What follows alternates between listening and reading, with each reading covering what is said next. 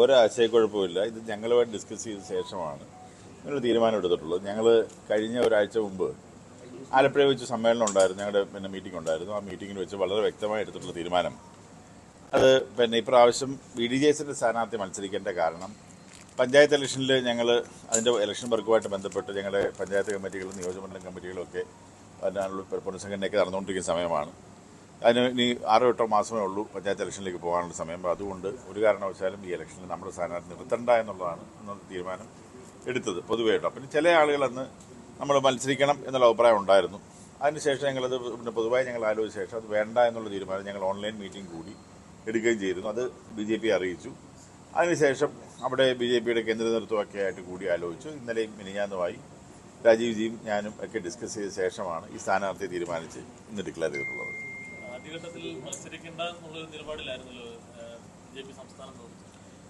ഒരിക്കലും മത്സരിക്കുന്നില്ല എന്നും ആരും പറഞ്ഞിട്ടില്ലല്ലോ.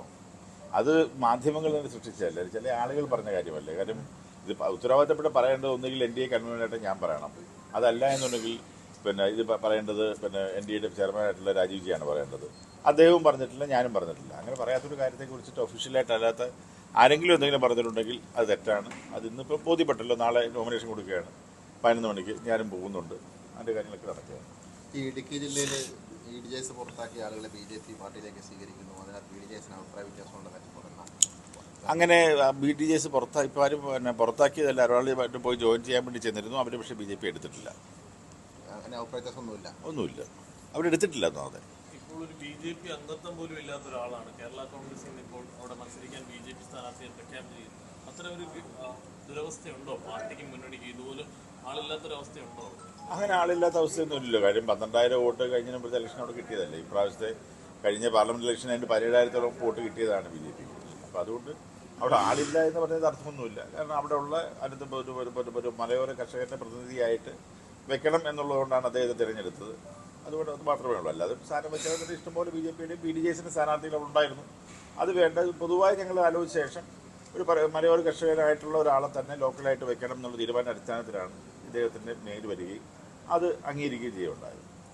ചതുഷ്കോണ മത്സരമായിരുന്നു. 3 മുന്നണികൾക്കൊപ്പം കോൺഗ്രസിന്റെ സ്ഥാനാർത്ഥി അൻവർ വരുന്നു. ഇപ്പോൾ സാധ്യത എങ്ങനെയാണ് നിങ്ങൾ അതിനെ കാണുന്നത്? ഈ പറയുന്ന 17,000 വോട്ട് നിലമ്പൂര് കിട്ടിയത്, പാർലമെന്റ് തെരഞ്ഞെടുപ്പിൽ കിട്ടിയത് സമാഹരിക്കാൻ NDAക്ക് കഴിയും?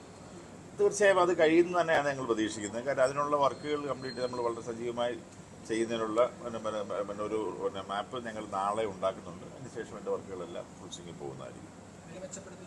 നില മെച്ചപ്പെടുത്താനുള്ള ശ്രമമാണ് ഞങ്ങൾ നടത്തുന്നത്.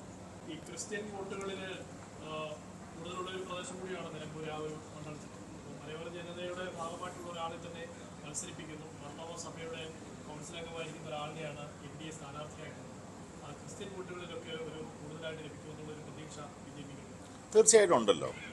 കാര്യം എല്ലാ സമുദായത്തിൻ്റെ വോട്ടും BJPക്ക് ആവശ്യമാണ്. അപ്പോൾ അതുകൊണ്ട് തന്നെ എല്ലാ സമുദായത്തിലുള്ള ആളുകൾക്കും അത് പ്രാതിനിധ്യം കൊടുത്തുകൊണ്ട് തന്നെയാണ് കാര്യങ്ങൾ മുഴുവൻ ചെയ്തുകൊണ്ടിരിക്കുന്നത്. അത് തീർച്ചയായും ഞങ്ങൾ പ്രതീക്ഷിക്കുന്നുണ്ട്.